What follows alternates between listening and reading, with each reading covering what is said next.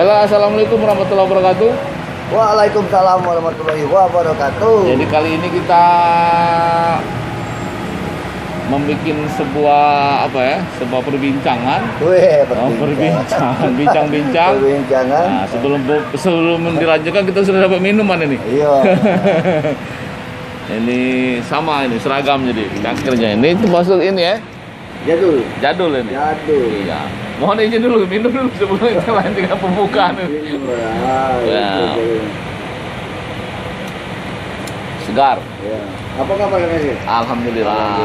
Apa Iya. YouTube ya? Ini YouTube. Ya. YouTube ini memang kita membuat sebuah channel, sebuah konten yang memang menceritakan tentang sisi kehidupan. Oh iya. Humanis. Ini di sini. Oh, sudah ada mic Ya, ya? sudah ada mic. Oh, iya. Jadi jelas suaranya? Jelas. Kita cek aja. Jadi menceritakan tentang bagaimana sisi kehidupan seseorang itu. Woi, sisi kehidupan. Sisi kehidupan. Di balik tabir ya, di balik tabir. Bahwa seseorang itu mungkin kita melihatnya bisa sukses, bisa tampil dengan multi talenta, tapi kan kita tidak mengetahui bagaimana latar belakang sejarahnya, historisnya kan. Seperti Om Didit ini kan. Amin. Om Didit ini kita lihat sebagai seorang pengusaha, kemudian terakhir ini sebagai ketua DKP ya. Amin. Ketua Dewan Kesenian Palembang ya. Amin. Ya, jadi seperti apa sih sebenarnya latar belakang kehidupan Om Didit ini? Nah, barangkali kalau beliau mau menceritakan ya silakan, tapi kalau memang ada yang mau ditutupi juga boleh silakan. Yang penting bebas ya. Mengalir saja lah. Mengalir baik. Ya, misalnya dulu sebenarnya lahirnya di mana dulu? Kalau lahir di kota Palembang. Oh, di Palembang. Jadi Wong Palembang. Jadi wong Palembang, lahir Palembang. Orang tua pun lahirnya di kota Palembang. Cuma kalau sudah nenek, kakek udah campur aduk Sumsel. Susah. Ada yang dari Oki, ada yang dari Oku, ada yang ya campur aja. Oki dan Oku lah. Oki dan Oku. Sama-sama ada kompring ya. Cuma ada ilah ada ulu. Iya. Ada organnya pula itu. Nenek. Cuma orang tua udah lahir di Palembang. Dulu di SD-nya mana? SD-nya kebetulan di daerah kilometer 5 dekat rumah. Itu SD Negeri 145 Palembang. Sekarang mungkin sudah merger ya? Oh, sekarang udah bagus SD-nya di masih ada SD? Masih ada, makin bagus sama berkembang. Bangga lah alumni. Kalau di SD dulu kalau bermusik itu sudah memang sudah mengenal musik. Kalau di SD mendengar musik itu dari lingkungan. Kalau hobinya masih olahraga dulu, masih main-main. Apa olahraga apa? Main kasting, main benteng, main sepak bola, main voli, bola plastik gitu, bola kulit. SD lah, SD masih. Tidak berbaju. Depan pendek. Tidak baju. Di kilometer 5 tinggalnya waktu itu? Apa? Ya, orang tua dari nenek, orang tua tinggal di kilometer 5. Nah, jadi memang kehidupan di anak-anak kampung. Oh iya, anak kampung. Budak lorong kata Budak lorong. Budak lorong. Jadi kemudian di SMP-nya? Kalau SMP dekat rumah juga di SMP Negeri 19. Itu yang persis di sebelah Museum Bala Putra Dewa. Oh ya. Yang ada SMP Negeri 19. Iya, sekarang itu kalau maju dikit kan kantor dinas ya. Oh iya. Dinas pendidikan ya? Dinas pendidikan. Ada lapangan pramuka ya, gitu jadi kan. Dulu SMP-nya itu masih dekat-dekat rumah juga SMP Negeri. Cuma jalan kaki dari rumah. Jalan kaki, zaman susah, jalan kaki. Kalau sekarang tak susah lagi berarti. Zaman susah. Enggak, artinya kehidupan dulu memang diajarin untuk apa? Mandiri. Ya gitulah. Intinya kata kendaraan zaman dulu. Itu mandi sendiri. Makan sendiri. Kalau ada yang punya kendaraan ya diantar orang tuanya. Ya. Kalau kita iyalah. Berarti sering main ke museum waktu itu. Sangat sering. Kalau ke museum itu ya mungkin sudah jadi agenda rutin. Ya. Bisa jadi dari sekolah punya program kunjungan ke museum. Bisa jadi waktu senggangnya di sekolah karena dekat museum bersebelahan dengan museum. Jadi museum itu menjadikan kita banyak belajar juga. Akrab juga dengan benda-benda. Akrab sekali selama 3 tahun. 3 tahun tempat minggat sekolah. Iya. Tempat minggat sekolah. Iya. Punti kayu. Dekat situ. Hotel Pinus ya. Iya. Dulu ada itu kalau tidak salah di Punti Kayu itu ada penangkaran buaya. Iya, ada dulu. Semua sekarang udah enggak. Budiman itu ya. Iya. Tapi pernah main buaya dulu. Main buaya di sana. Alumni juga ya. Untuk tidak jadi buah idaran. Untuk jadi buah idaran. Nah, kalau SMA-nya? SMA-nya dekat rumah juga, di SMA di Balayuda, SMA Muhammadiyah 1. Di Balayuda. Sekarang ngetop SMA-nya. Ini apa, rumah sakit Iya. polisi Bayangkara. Iya. Ya. SMA-nya lumayan lah, sekarang udah banyak prestasi. Kalau ekstrakurikuler dulu dari SD SMP itu SMA apa yang diikuti waktu itu? Semua cuma dua, olahraga sama musik. Jadi olahraga karena memang dari suasana lingkungan. Kalau musik itu emang pilihan hobi. Jadi mendengar musik, bermain musik kayaknya enak, asik. Ya coba bereksperimen untuk kita. Musik apa tuh? Dulu di awal-awal main drum band malahan. Main drum band. Oh, drum band. Alat-alat Itu di pukul. SMA tadi? Di SMA, alat drum band. Jadi ikut ini berarti ikut. Kalau di drum band. SMP main gitar. Ya. SMP main gitar, SMA main drum band. Gitar itu belajar kunci dari siapa? Dari kakak. Oh, dari kakak. Dari almarhum. Ya. Memang dia sudah ini ya. Iya. Atau punya grup band di rumah? Ada dulu mainnya sama kakak, main apa ya bareng-bareng lah. Kayak band keluarga lah. Ada nggak cerita waktu belajar gitar itu? Kalau belajar gitar sebenarnya susah. Sebenarnya bukan belajar karena gitar yang ada di rumah sering dipakai oleh kakak. Jadi kita setiap hari melihat gitar. Jadi pelan-pelan mencoba karena lingkungan di zaman dulu banyak yang suka juga. Jadi kadang belajar bareng sama tetangga, sama teman-teman sebaya. Pecah-pecah kali jadi. Iya. susah belajar gitar zaman dulu. Iya, belajar kunci dasar dan lain sebagainya. Kalau itu lagu apa pertama kali itu? Zaman dulu apa yang dinyanyiin lagu oleh kakak, kita ngikutin zaman dulu. Jadi kita lagu apa lah waktu tren itu? Banyak zaman dulu ya. Berarti sudah banyak bisa bagus berarti. Udah banyak bisa. Jadi memang dari SMP sudah ini ya, sudah jago main gitar ya. Jadi biasanya kalau biasa bisa musik itu pasti banyak ceweknya biasanya. Zaman dulu. Ya harus ada pelengkap karena memang zaman dahulu itu main musik itu dianggap masih skill. Jadi tidak banyak orang yang suka memperdalam atau bikin serius dia bermain musik. Jadi kalau orang itu sudah profesional bermain musik, emang zaman dulu terkadang orang melihatnya sesuatu keahlian yang khusus, bahwa tidak gampang main musik zaman dahulu. Kalau di drum band itu kita pernah sampai ikut di event mana itu? Kalau drum band ekstrakurikuler di SMA, setiap minggu ada kegiatan drum band, ada volley dan lain sebagainya. Jadi ceritanya waktu SD SMP hobinya sepak bola, waktu di SMA nggak ketemu, karena karena nggak ada lapangannya. Jadi setiap hari di SMA itu yang dilihat drum band, paskibra, voli sama basket. Ikut juga paskibra. Semuanya ikut. Paskibra ikut, voli ikut, basket ikut. Apalagi basket itu gagal tuh cewek itu sepatu tinggi. Drum band ikut, ini ya ikut. OSIS pun ikut. OSIS. Jadi paskibra, voli, basket, drum band, OSIS 5 kegiatan. Panca talenta. Jadi memang aktif lah. Aktif, sangat aktif ya. Kalau mewakili ikut di event itu apa kalau misalnya paskibra, misalnya tingkat kecamatan atau tingkat kota pernah? Dulu di SMA sudah aktif juga di dekat rumah itu kan ada masjid, ada organisasi namanya Ikatan Remaja Masjid. Irma.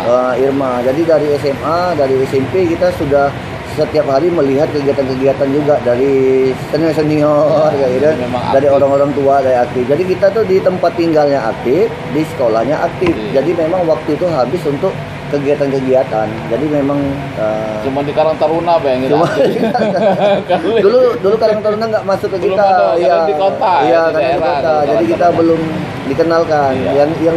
Yang dikenal itu malah remaja-remaja masjid, zaman-zaman dulu dari remaja organisasi di dekat rumah. Ujung-ujungnya sampai dipilih jadi ketua remaja masjid. Karena dia beregenerasi. Berarti jago pidato berarti. Berarti memang dari SMA itu sudah jago pidato, wajar lah kalau pidato tuh ini orator ya. Jadi kalau itu terpaksa. Jadi mau nggak mau kita harus dikasih amanat untuk itulah. Jadi artinya berkumpul lah, hobi-hobi berkumpul. Semua kegiatan yang pernah kita lalui itu di masa-masa tertentu itu kan bisa menjadi modal kan. Tanpa sadar. Tanpa sadar itu jadi modal juga. Artinya kan ketika kita misalnya kuliah itu kan sudah misalnya pidato itu biasa kan. Kalau kuliah lebih padat lagi Kak. Oh ya, kita aktif juga di Muhammadiyah juga. Itu ada cerita juga kalau soal kuliah itu. Kuliah negeri tak jadi apa-apa. Oh iya. Kalau setamat SMA cita-citanya kelewat tinggi mungkin. Cuma kepinginan kuliahnya di Pulau Jawa. Jadi kita dulu ada pilihan 1, 2, 3. Nah orang itu kan kita nggak ngikutin strategi orang. Kita pakainya pilihan satunya di Jawa, 2-nya di Jawa, 3-nya di Jawa. 3-3-nya kita pilih di universitas favorit. Nilai kita tidak mencukupi, jadi tidak ada pilihan lagi. Tapi berusaha dulu. Iya, jadi setelah itu kita tidak lulus ya pulang ke Palembang. Atau ada motif lain barangkali waktu ke Jawa dulu. Ada motif lain. Sambil jalan-jalan ya. Sambil jalan-jalan ya. Pertama kali nginjak Jawa gara-gara itu. Iya. Berarti ada hasil juga kan? Ada pengalaman kita melihat. Ada berapa tahun di Jawa waktu itu? Untuk kegiatan kalian di Jawa cuma persiapan mengikuti ujian kayak apa UMPTN ya zaman dulu ya, ujian masuk perguruan tinggi negeri kayak gitu. Lebih kurang 1 sampai 2 bulan, 2 bulan lah. Singkat lah ya. 2 bulan. Jadi tapi mananya dalam itu kan? Iya, 2 bulan. Rasanya kayaknya dalam ini mananya. Waktu 2 bulan. Iya. Banyak kenangan, banyak pelajaran. Banyak kenangan, banyak. Akhirnya balik lagi ke Palembang. Kuliah di mana? Kuliah sempat nganggur 1 tahun. Sempat ikut juga Om ke Padang, menemani ada Om, ada bukan rumah makan di rumah Padang itu? Bukan, dia kerja. Bukan rumah makan Padang. Jadi ada Om, dia pindah kerja dari Palembang ke Lampung, ke Bogor, ke Padang. Waktu ke Padang kebetulan saya posisinya lagi free, beliau nelfon, mau nggak nemenin atau mendampingi lah selama pindah masih bujang mulu. Ya, masih bujang. Tambah lemah itu. Masih bujang. Jadi kemarin langsung diterima tawarannya. Jadi sempat 6 bulan dulu di Padang. Kenapa gini nawarin kira-kira? Lama itu kan 6 bulan di Padang. 6 bulan di Padang. Jadi 1 tahun lah, 1 tahun kita sempat nganggur, 6 bulan kita isi kekosongan di Padang, sisanya untuk balik lagi ke Palembang untuk dari situlah memikirkan bagaimana kita kalau nggak ada kegiatan kita karena kita sudah terbiasa ada kegiatan, jadi kita bingung nggak ada kegiatan. Jadi memutuskan untuk melanjutkan ke perguruan tinggi. Kebetulan orang tua juga mendukung untuk melanjutkan ke perguruan tinggi. Gimana waktu ngambil di UMP? Kebetulan waktu yang setelah menganggur 1 tahun saya tidak lagi ikut UMPTN, jadi saya langsung pilih aja ke Universitas Muhammadiyah. Karena dari SMA-nya ada Fakultas Teknik ya? Iya, Fakultas Teknik, ada hubungannya kayak gitu. Jadi waktu milih teknik itu yang tergambar apa? Apa Cak Sidul tuh, insinyur apa? Tukang insinyur apa mana? Iya, enggak dulu kita yang terniang ya orang tua. Jadi ibu kan dosen teknik kimia juga di Universitas Negeri di Palembang, melihat banyak sekali buku-buku teknik kimia. Wah, ini langsung kepikiran kalau saya kuliah di teknik kimia, logikanya saya tidak akan membebankan keluarga lagi untuk beli buku. Tidak beli buku lagi karena sudah banyak di rumah. Sama kalau misalnya bapaknya dokter gigi, anaknya dokter gigi, iya, nggak beli alat lagi udah banyak. Jadi itu sebenarnya cikal bakalnya sebenarnya memilih jurusan teknik kimia. Jadi ada hubungan semua. Ada hubungan semua. Ya. Nah akhirnya selesai ya. Selesai kuliah tahun 2003. Tapi waktu di kuliah tuh cukup padat juga kegiatannya. Luar biasa kalau di kuliah itu. Senang barangkali. Iya, malahan kita nggak sempet pulang kan aja. Kita aktif di badan eksekutif, kita aktif juga di himpunan mahasiswa. Jadi siapa kawan-kawannya waktu di BEM itu? Apa di Muhammadiyah yang sekarang masih aktif bisa tadi? Kalau sekarang mungkin yang satu angkatan kayak Ruspanda. Oh, Ruspanda itu anggota dewan sekarang dari dewan. Anwar Sadat, Rikul Wali. Ya, banyak lah yang satu angkatan. Apeng, Mualimin yang pernah nyalin wali kota. Didi Epriadi, dia di hukum, ya banyak lah. Di LBH, banyak. Sekarang di KPU kalau nggak salah Didi. Iya, di Kak Firdaus Hasbullah. Kak Hairul Jalik, banyak lah alumni yang satu salam dulu sama kawan-kawan itu. Iya, halo. Siapa tuh mereka pengen di podcast juga. Gitu siap. Salam Tekru Bedalu. Tekru Bedalu itu. Nah kalau untuk musik sendiri mulai kelihatan itu. Dari SMA sih, dari SMA udah main musik, udah bikin band, udah sangat aktif. Apa tuh nama bandnya itu SMA tuh? Banyak macam. Jadi ada band satu kampung, ada band satu SMA, ada band umum untuk untuk festival Namanya apa kira-kira di satu kampus tadi? Iya, kalau di satu kampus nama bandnya Gemeratak. Oh, Gemeratak. Gemeratak band. Satu SMA itu ya band SMU Muhammadiyah 1, Mamsa band. Terus ada lagi kita bikin untuk festival-festival umum. Lalu kita gabung juga dengan grup band Station, namanya Station Band. Berarti memang ya hobi. Jadi kalau kemudian menjadi ketua di KAP itu barangkali memang sudah ada benang merahnya ya. Walaupun di saran di KAP itu kan tidak mesti orang seni kan. Iya, hobi. Orang mulai sepintas juga pasti mempertanyakan, ya dia jadi ketua di KAP. Itu memang dia itu seniman kan? Ternyata memang ada benang merahnya. Iya, ada benang merahnya. Dan di waktu di kuliah masih di band itu. Kalau di kuliah masih sangat aktif. Dan ini sudah ada sampai kita ikut festival rock se-Indonesia di Lampung tahun 2001. Menang. 10 besar. Itu satu panggung sama grup band Jamrud gitu tadi. Jadi grup band Jamrud lagi ngetop-ngetopnya, kita lagi kompetisi. Kita diumumkan masuk 10 besar, kita finalnya satu panggung sama grup band. Dengan ini. Enggak, dia artinya iya, sebelum Jamrudnya manggung kita dulu final membuka dulu ya. Jadi artinya bisa merasakan berdampingan dengan grup besar. Iya. Bangga. Kalau musisi tinggi salah jinggo aja. Iya, Jamrud, bukan Jamrud kami. Karena idola kan. Iya. Nah kalau idola itu siapa sebenarnya kalau di musik itu? Kalau idola banyak juga. Kalau Indonesia ya kita dulu banyak melihat Edani, Jamrud, Bumerang. Tapi kita rambutnya kontong juga. Gondrong. Gondrong rambutnya panjang nggak? Iya. Dengan Kusai sepergaulan. Sepergaulan. Kusai sempat juga dia main band juga. Ya ini ya. Dia bandnya ini underground. Underground band metal. Iya. Dengan Opik. Iya, Opik ya. Iya, band metal dia. Nah kalau di musik sebenarnya kalau di band itu kita apa vokalis atau saya main drum. Main drum. Kalau drum itu belajar dewe apa? Otodidak. Iya. Band tadi ya. Karena punya band otodidak, karena memang pengen belajar. Setelah niatnya terus ya ketemu lah orang-orang yang jago-jago di Palembang, kita minta ajarin sama senior-senior gimana teknik-teknik dasarnya. Terus kita ya belajar sendiri ya. Zaman dulu kan susah, nggak ada YouTube, nggak ada apa, jadi semuanya belajar sendiri. Sampai kita HP ini ya. Iya, sampai belajar not balok, waduh susah itu zaman dulu. Jadi artinya memang dalam ketika belajar itu memang semua lini lah ya, di organisasi, di remaja masjid, di sekolah. Iya. Intinya hobi berkumpul, hobi berorganisasi, sampai di kampus pun kan. Iya, jadi ngisi waktu kekosongan itu. Karena memang orang tua mewanti-wanti juga jangan sampai kita salah pergaulan, salah itu salah pergaulan. Iya, salah kegiatan. Jadi kita harus cari kegiatan-kegiatan yang positif. Sampai selesai ya. Olahraga, kesenian dan lain-lain sebagainya.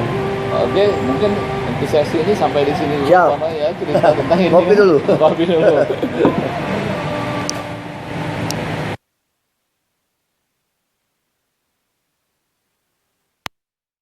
Ya apa? Tadi mulai start. Nah, aku tadi lupa nanya yang sebelum 98. 98 itu di mana posisi kita ya? Yang 98? Iya, waktu reformasi. Oh, waktu reformasi itu masih mahasiswa. Nah, itu makanya lupa tadi. Oh iya. Jadi kita lanjutkan di sesi ini, mungkin barangkali juga selain dari kegiatan di kampus juga barangkali ada hal-hal lain yang mungkin masih berkesan ya. Karena kita kan masa ini kan ada masa reformasi itu kan. Iya. Belum pernah terjadi barangkali kan.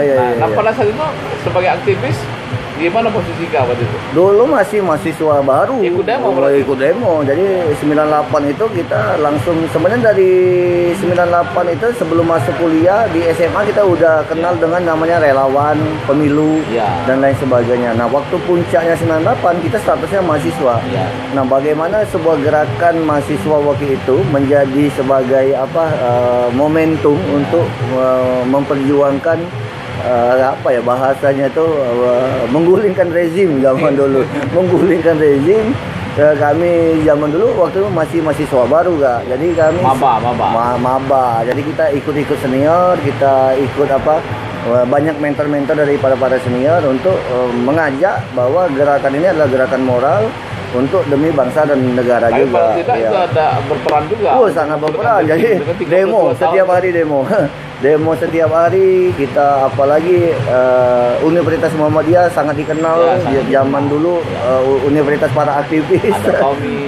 Iya, banyak sekali para Setelah itu aktivis. ada KP Buan. Iya, ya, ada setelah KP itu Buan. semuanya. Jadi banyak sekali kita dihidangkan menu-menu berita-berita politik, gerakan mahasiswa, bagaimana kita Yang membuka pemikiran kita, bagaimana kita Wawasan. membantu Jadi tugasnya masyarakat. bukan hanya belajar di kampus tapi juga ikut mikir Iya, negara ini kan.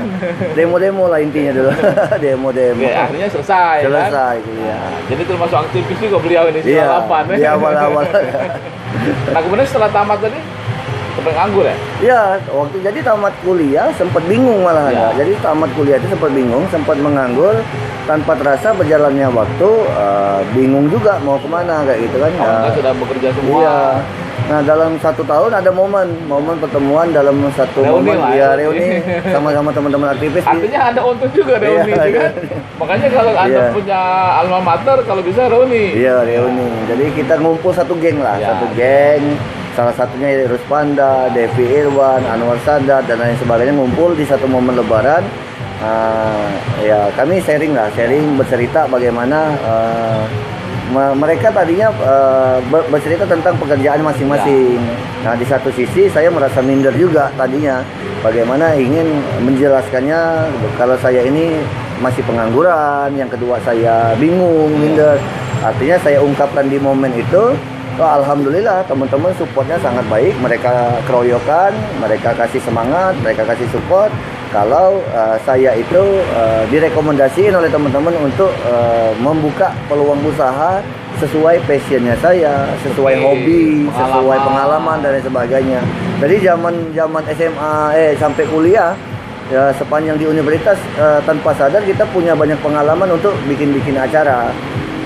Mulai dari itu sudah mendarat lagi. Oh iya, jadi kita bikin lomba cepat tepat teknik kimia, lomba liga sepak bola, festival musik, inaugurasi mahasiswa, konser musik. Jadi tanpa sadar banyak pengalaman di bangku kuliah itu menjadikan kita bernegosiasi, bikin proposal. Banyak banget. Jadi teman-teman merekomendasiin, kasih semangat, kamu itu cocoknya buka usaha di bidang yang sesuai hobi. Makanya langsung tanpa memikir, ya udah bikin. Jadi bukan mencari pekerjaan tapi buka lapangan pekerjaan. Ya, Langsung buka perusahaan event organizer dulu. Apa namanya tadi? UN Production. Untuk negeri. Iya. Waktu cerita seperti apa yang PBB itu ya? PBB, United Nations. Indonesia. Nah itu awalnya. Karena Iya. event apa yang pertama kali digarap itu? Event pertama kali kebetulan kita bekerja sama teman satu orang. Kebetulan dia punya komunitas motor waktu itu, yaitu Paguyuban Motor Sriwijaya. Kebetulan teman ini teman kuliah juga, teman akrab juga, baik sekali orangnya. Nah dia yang membantu di event pertama. Jadi kita bikin acara itu judulnya bagus Kak, BG 4U. Jadi BG itu kan nomor polisi Palembang. nomor polisi ya? Palembang. 4 itu for, U itu you. Jadi Palembang untukmu. Palembang untukmu. Palembang untukmu. Ada nyambung pula dengan untuk negeri. Untuk negeri. Karena acaranya ada kontes motor modifikasi, festival musik, lomba dance, rolling thunder, pawai keliling kota Palembang. Itu barangkali sekalian ujian lah, ujian. Oh iya, jadi pengalaman itu pengalaman itulah iya bentuknya. dituangkan di situ. Jadi ada multi event. Implementasinya itu kan. Multi event kita gabung dalam satu agenda kegiatan BG for You tadi. Wah luar biasa sambutannya. Ya apa masyarakat, anak-anak muda melihat, wah Palembang bisa loh. Terkejut jadi. Iya bikin acara keren, kumpul-kumpul, orang musik kumpul, orang otomotif kumpul, kontes motor, kontes mobil, sound system, audio, lomba dance, ya, rame semua berkumpul. Tanpa diduga responnya sangat baik, masyarakat mendukung, sponsornya senang. Oh dari situ mulai tawaran untuk mengalir dari itu. Event pertama itu menjadi kunci juga untuk memperkenalkan kita, ya satu poin bahwa loncatan ke depan itu kan itu adalah yang pertama. Kalau zaman sekarang itu viral Kak. Iya, jadi event pertama itu membuat orang heboh. Jadi orang heboh, wah artinya belum pernah ada kegiatan semeriah itu mungkin bagi masyarakat sekeren itu pada saat itu di Dan tahun dilaksanakan oleh orang Palembang. ya orang Palembang pada tahun 2004 itu 16 tahun yang lalu. Nah, jadi berjalan. Nah, kemudian IO. event apa yang paling besar yang pernah kita garap itu? Wah, kalau Berjalan itu. event besar, jadi kalau event itu bagi kita nggak ada skala besar, skala kecil. Mungkin Yang paling berkesan lah barangkali. oh kalau paling berkesan mungkin di tahun 2015 kemarin. Asian Games, SEA Games. Kalau Asian Games itu berkesan juga. Kalau yang paling ada lagi, ya kita dipercaya oleh Kementerian Perindustrian Republik Indonesia untuk menjadi IO-nya kopi di acara ICAA di Amerika di Seattle ya. Di luar negeri, masa iya di internasional. iya di Seattle. Wajar lah namanya UN tidak salah memang namanya UN itu. Itu yang paling berkesan. Jadi tahun berapa itu? Tahun 2015 bulan April. Jadi kita bikin acara di situ, kita membawa nama baik Indonesia, kita bikin pameran, kita memperkenalkan potensi kopi kita di Amerika. Luar biasa, banyak sekali pengalamannya. Alhamdulillah kegiatannya berlangsung dengan lancar, sukses, dan kliennya senang juga. Barangkali waktu itu ketika menerima event itu tantangan juga kan, karena belum pernah di luar negeri kan? Iya, event itu kan tadinya kan tender terbuka gitu. Kebetulan perusahaan kita jadi pemenang atau ditunjuk sebagai pemenang tendernya. Jadi, waktu terima sebagai pemenang tender sempat ini juga, deg-degan juga, takut nggak maksimal, takut mengecewakan ya. Cuma apalagi nilainya itu ya. Iya, cuma kan jangan dibayangkan nilainya itu, jangan kita tanya kok. Biarlah kakak disimpan. Yang penting yang paling mahal itu pengalaman itu yang paling berkesan. Kalau event-event internasional mungkin kita beruntung karena Palembang dipilih sebagai tuan rumah Asian University Game, Asian Games, SEA Games, Islamic Solidarity Game, MTQ Internasional. Mungkin lebih dari 5 event internasional yang di Palembang kita semua terlibat sebagai IO-nya. Udah banyak itu. Jadi memang asam garam itu sudah tipikal loh. Ya. Asam garam. Manis iya. yang penting. Tinggal tunggu gulanya, Be. Gulanya lagi. Iya. Jangan sampai kebanyakan kecuali. Gula, iya. Ada kopi, hilang gulanya. Nah, oke. Jadi itu sebenarnya sudah kuat lah, sudah kokoh lah usaha itu. Jadi tidak perlu dipertanyakan lagi, memang sudah pilihan. Ya, cuma sampai sekarang kita tetap belajar, tetap berusaha. Namanya eksistensi. Terkadang eksistensi mempertahankan itu lebih sulit daripada menggapai. Nah, yang terakhir apa event yang kita garap yang tipenya lebih terakhir besar? Kita menggarap dari Kementerian Pendidikan Republik Indonesia, yaitu pameran imersif Avandi sama Avandi, pelukis nasional. Nah, itu di Jakarta. Di Jakarta di Museum Nasional, sama pameran benda pusaka Pangeran Diponegoro. Jadi ada pusaka keris yang diserahkan dari Belanda ke negeri Indonesia kembali dari Kementerian Pendidikan dan Kebudayaan. Nah, karena ini eranya pandemik, jadi membuka peluang untuk bikin acara pameran imersif dan pameran benda pusaka mengikuti protokol kesehatan. Alhamdulillah kita juga yang ditunjuk oleh kementerian dan untuk itu di masa pandemi ya. Jadi di masa pandemi baru bulan November tadi kita selesai acara. Artinya ketika masa pandemi pun ketika orang menjerit usaha job tidak ada, justru kita bisa menemukan celah-celah itu. Alhamdulillah. Ya. Alhamdulillah masih ada pekerjaan, masih ada peluang. Mungkin karena ini ya itu tender, perusahaannya memenuhi syarat, pengalaman dan lain sebagainya, jadi kita ditunjuk sebagai pelaksana juga. Kalau di masa pandemi apa lagi event yang kita garap? Kalau di kelas lokal Palembang kita bikin si Guntang Fest kemarin. Ya, kalau nasionalnya yang tadi pameran Avandi, pameran imersif. Kalau wisuda itu pernah katanya wisuda virtual. Terakhir di Poltek Parung. Wisuda pertamanya virtual Politeknik Pariwisata itu Palembang. Iya. Berarti kan belum pernah orang melakukan, kita yang melakukan itu kan. Memang itu berarti gebrakannya memang luar biasa. Virtual seluruh Indonesia bisa dan melihat. Itu dilakukan oleh Om Didi. Amin. Jadi, nah kemudian itu kalau di profesi ya. Ya, dan mungkin barangkali di kopi, di profesi, di IO. organisasi juga kita aktif ya. Iya, aktif sampai sekarang. Jadi organisasi yang nggak ada duitnya ya kita ketuanya. Nggak ada duitnya itu kelihatan. Iya. Jadi kita sangat aktif di organisasi sekarang.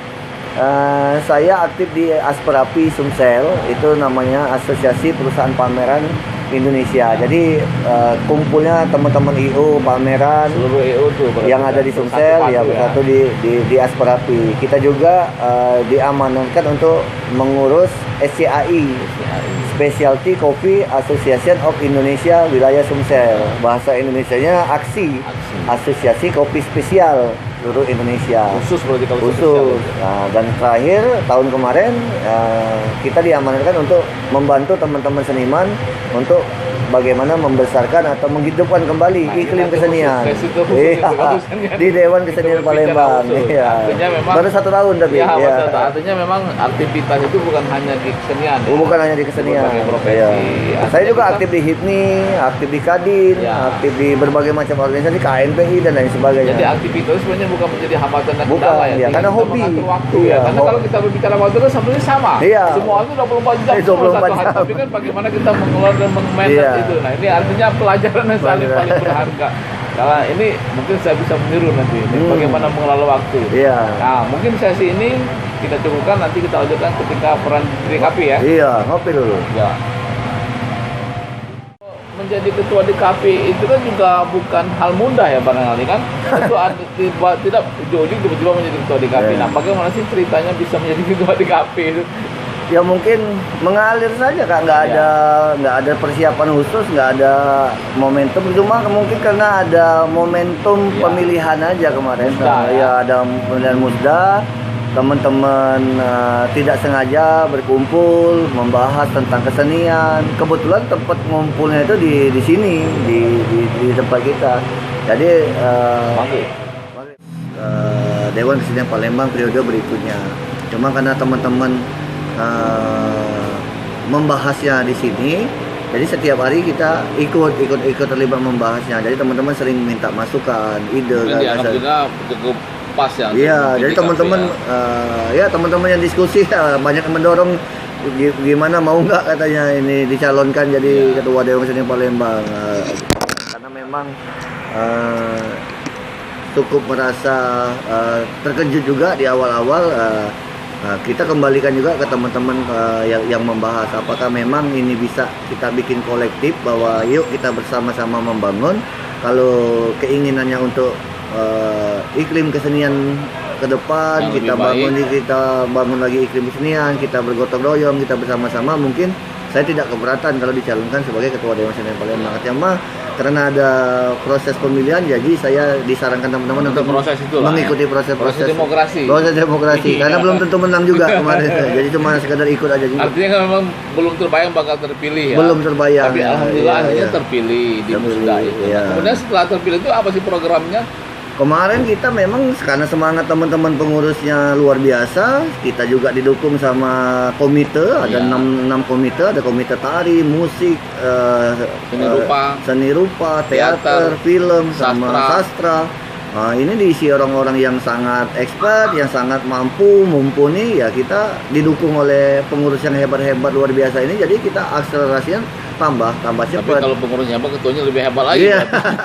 Jadi pengurus yang hebat inilah yang membantu kita menghidupkan iklim kesenian. Itu ya, jadi dari pelantikan kita udah bikin kegiatan-kegiatan. Jadi waktu pelantikan di rumah dinas Pak Wali Kota juga kita Pak Arno langsung kita bikin kegiatan di luarnya, di halamannya ada acara tarian, ada musik, ada pameran, ada baca puisi, ada mangga, ada pameran dan lain sebagainya. Wah, itu banyak sekali, itu luar biasa lah. Jadi antusias sama semangat teman-teman pengurus juga saya acungin jempol dan luar biasa sekali untuk menghidupkan iklim kesenian yang ada di Kota Palembang ini. Artinya setelah terpilih itu 1 tahun lah umurnya ya? Oh iya, sudah 1 tahun. Masih muda lah. Ya, tapi kan apa sih kegiatan yang sudah dilaksanakan 1 tahun ini? Kemarin kita sempat ngerancang sebuah kalender eventnya Dewan Kesenian Palembang. Langsung kita setelah pelantikan, kita belum lama langsung kita gebrak dengan kegiatan Sepekan Seni kemarin. Jadi ada 7 hari. 7 hari kita bikin acara berturut-turut full. Masing-masing komite memiliki kewenangan sendiri untuk menentukan kreativitasnya, menentukan konten kegiatannya, baik dari komite musik, tari, teater, film, sastra, seni rupa dan semuanya di Palembang, selama 7 hari tumplak antusiasnya luar biasa. Ada diskusi, ada penampilan, pemerintahnya juga sangat mendukung, masyarakat mendukung, dan yang luar biasa lagi generasi milenial, generasi anak muda sekarang lebih antusias untuk terlibat dan mengikuti perkembangan dari kesenian yang di Palembang. Ya, karena tugas kesenian ini bukan hanya kita, banyak pihak juga yang terlibat. Ya kita mengajak lah di momentum ini, memang ayo kita hidupkan kembali iklim kesenian ini. Setelah itu apa? Setelah sepekan itu? Banyak sekali ya. Mungkin kita langsung ada panggung bawa Ampera, ada dikasih kesempatan untuk ngelola kegiatan cap gomenya Dinas Pariwisata. Kita bikin, langsung dihantam pandemi. Dihantam pandemi 2020. Cuma kita bikin acaranya webinar. Nah, webinar sama tetap webinar normal. Plus kemarin. Webinar plus. Jadi ada pertemuan virtual, ada juga pertemuan secara live atau offline di yang pesertanya katanya sampai melibatkan ke mancanegara juga. Oh iya, kemarin webinar khususnya dari Belanda, dari mana ikut terlibat, itu luar biasa juga. Itu pengalaman yang seru juga. Di era pandemik kita masih mampu membuat sebuah kegiatan yang memang bertujuan untuk bagaimana kita membahas iklim kesenian yang ada di Palembang. Sampai kita bikin ulang tahun, bikin kegiatan anniversary, ada juga kegiatan donasi. Kemarin. 21 ada kegiatan donasi juga kemarin, kita bagi-bagi sembako dan lain sebagainya. Itu luar biasa, bantuan teman-teman kita gabungin, kita bagikan ke para seniman dan lain sebagainya.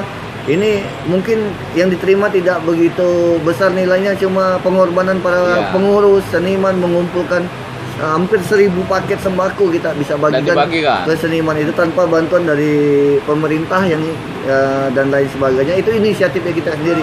Jadi memang murni bantuan sembako yang dari Dewan Kesenian Palembang yang pernah kita awal gagas pertama kali, itu murni dari itikat baik teman-teman pengurus untuk bersusah payah mengumpulkan donasi-donasi dan menyentuh langsung membantu para seniman yang terdampak COVID-19. Semua seniman yang ada di Palembang. Iya, baru di akhir-akhir tahun 2020 baru kita merasakan ada sedikit bantuan juga dari pemerintah, baik sembako dan lain sebagainya.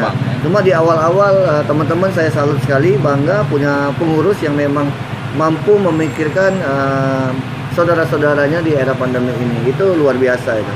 Nah, kemudian setelah di akhir-akhir ini apa yang sebenarnya kalau peta kesenian di Palembang itu seperti apa sih? Apa yang mungkin belum ada atau apa yang mungkin harus digarap? Iya, kalau di akhir-akhir kemarin kita gelar rapat kerja untuk menyatukan kembali, mengkonsolidasikan kembali semua komponen para instrumen seniman, pengurus, budayawan, stakeholder, bagaimana kita merumuskan program kerja di tahun 2021.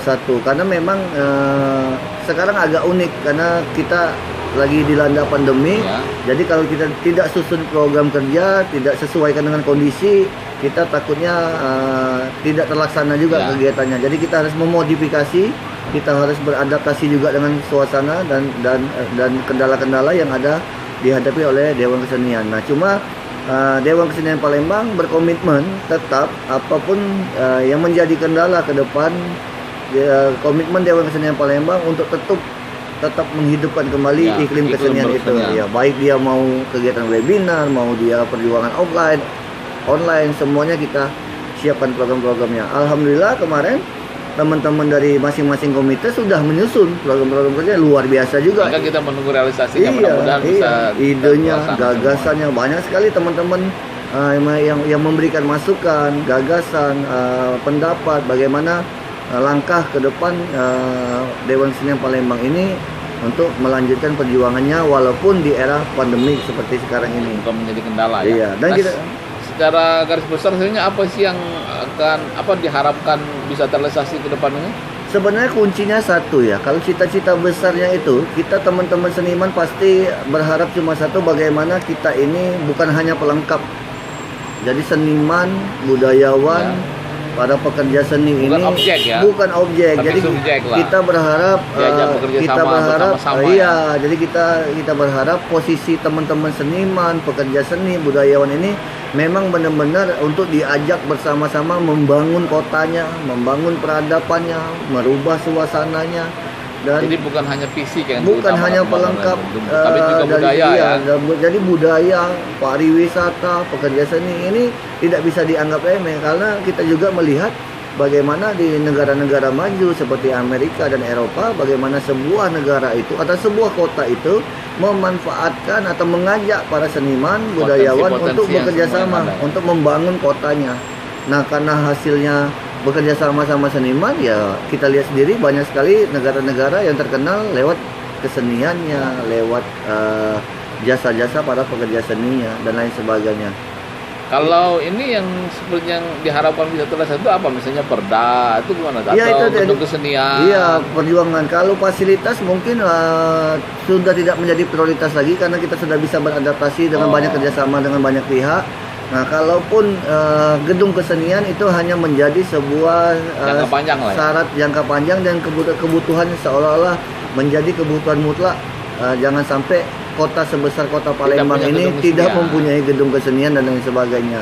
Nah, dengan tidak adanya gedung kesenian pun teman-teman tetap bisa beraktivitas, ya alangkah baiknya didukung dengan adanya sebuah identitas bahwa Palembang ini sangat peduli dengan kesenian sampai fasilitasnya pun disiapkan. Yang kedua, mungkin perjuangan dari para senior-senior kita kasih titipan bagaimana kita harus memperjuangkan perda atau perwali atau peraturan terhadap kesenian itu sendiri. Punya dasar hukum, ya? Untuk dasar hukumnya bagaimana kita Posisinya memiliki kuat.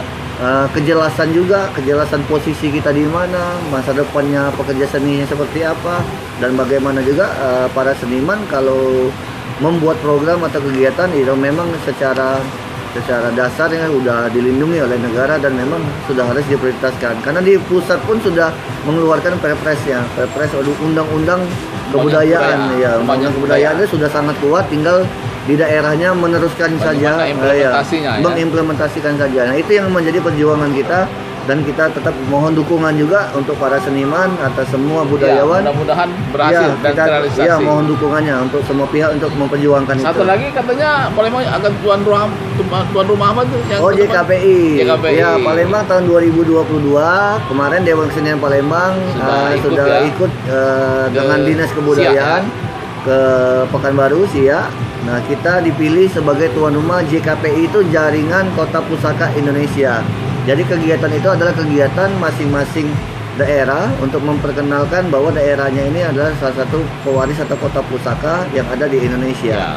Nah, tahun 2022 Palembang ditunjuk sebagai tuan rumah. Mari kita sama-sama persiapkan, mari kita sama-sama ikut andil. Berperan serta. Ya, minimal sekarang kita mengumpulkan ide, gagasan dan banyak-banyak konsolidasi untuk bagaimana mensukseskan kegiatan itu. JKPI tersebut. Tuan rumah dan juga sukses pelaksanaan.